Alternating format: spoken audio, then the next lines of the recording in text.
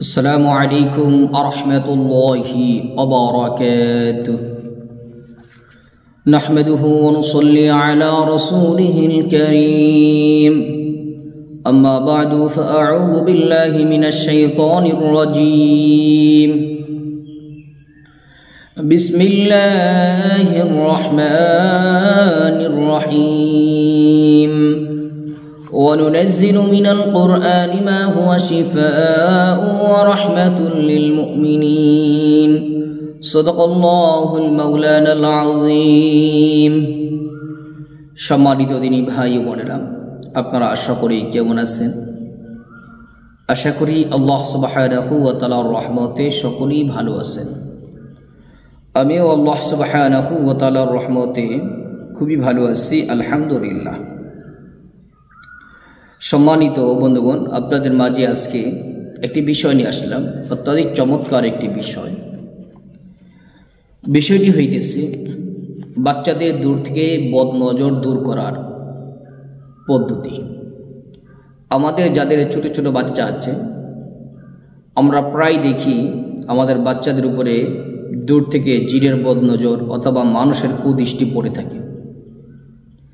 এটা পড়ার কারণে বাচ্চা দিন দিন শুকিয়ে যায়। এই বদনজরের কারণে বাচ্চা প্রচুর কান্নাকাটি করে। বদনজরের কারণে বাচ্চা নানান প্রকারের জ্বালা যন্ত্রণা হওয়ার কারণে অনেক দুষ্টুমি করে, অনেক জ্বালা যন্ত্রণা করে, কান্নাকাটি করে, ঠিকমতো খাবার খেতে চায় না, ইত্যাদি নানান সমস্যা হয়ে থাকে। তখন যারা তদবির করে আমরা তাদের শরণাপন্ন হই, তাদের থেকে আমাদের বাচ্চা যখন জাদুটা কেটে নেই, বদনজরটা কেটে নেই, তখন আবার কিছুদিন সুস্থ থাকে, আবারও বদনজর পড়ে যায়।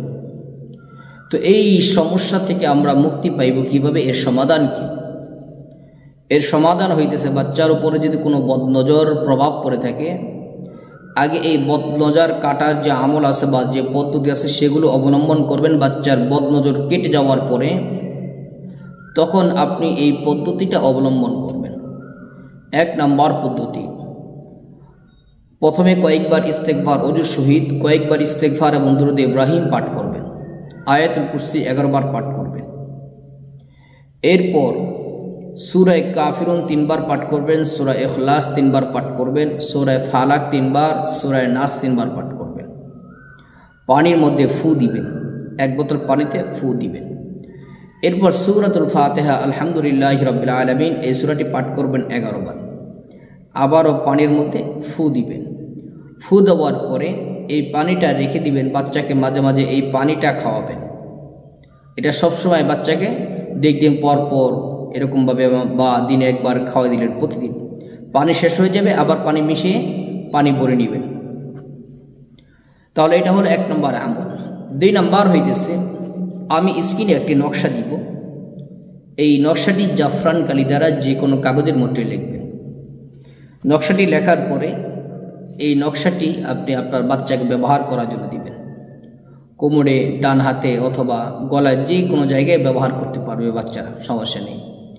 তো এটা বাচ্চাকে ব্যবহার করতে দিবেন। ইনশাআল্লাহ দুনিয়ার যত প্রকার বদনজর আছে, কুদৃষ্টি আছে, সকল প্রকার কুদৃষ্টি বদনজর থেকে আল্লাহ তাআলা আমাদের বাচ্চাদেরকে হেফাজত করবেন ইনশাআল্লাহ। আল্লাহ সুবহানাহু ওয়া তাআলা আমাদেরকে দুনিয়ার যে কোনো সমস্যার সম্মুখীন হলে কোরআনে আমল করার তৌফিক দান করুন, আমিন।